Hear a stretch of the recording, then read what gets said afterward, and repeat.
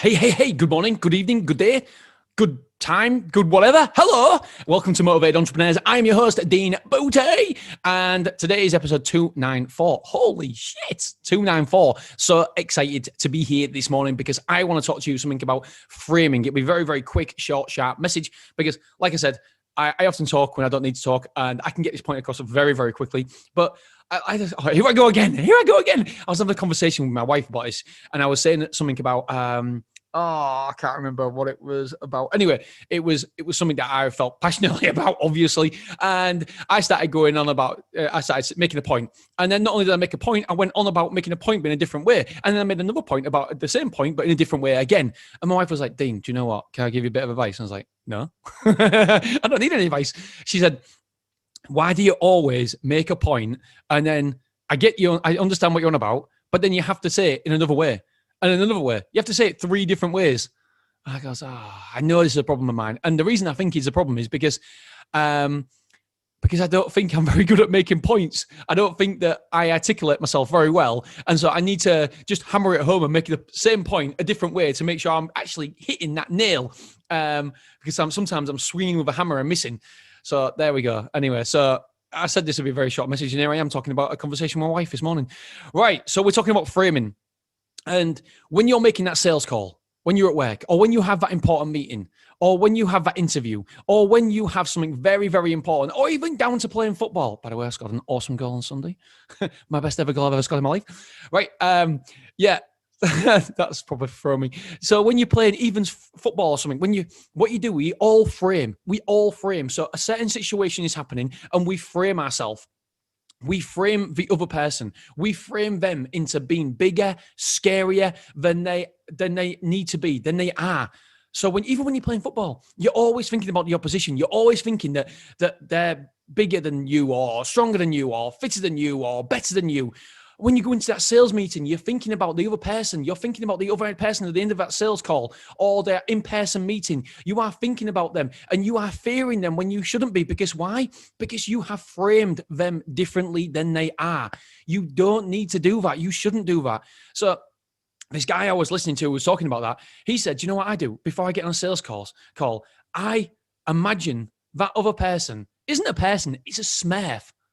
It's a smurf. And that allows me to be the real me, to be confident, to be dominating, to be taking the conversation and where I want to take the conversation." And that is such a fantastic analogy. And I know that making me thinking people are smurfs and stuff, but it really is because we do frame people bigger, scarier, stronger, more aggressive, whatever. We frame people. We have that. We do it subconsciously. We don't even know we're doing it. Before we go into a meeting, before we go into any exercise, and when we're having that conversation with somebody else, we've already framed that person. And that is why we're nervous. When I'm doing my speeches, I've already framed the audience. I am scared shit because I'm framing them. What am I thinking? I'm thinking they probably know more about me than this. They're going to be judging me. Do you know what?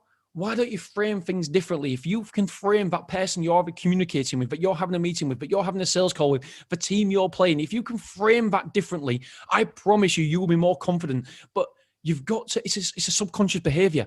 And these subconscious behaviors are the most dangerous. So we need to make it a conscious behavior. We need to take it from the subconscious to the conscious.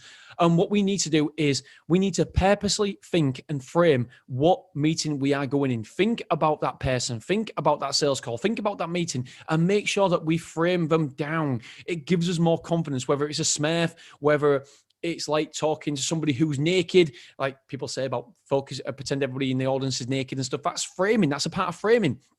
So you need to have your own framing mechanism. How would you frame people? How would you make them? What would inspire you? What would give you more confidence? What would make you feel better in that moment? And if it's a smurf, great. If it's someone naked, do it.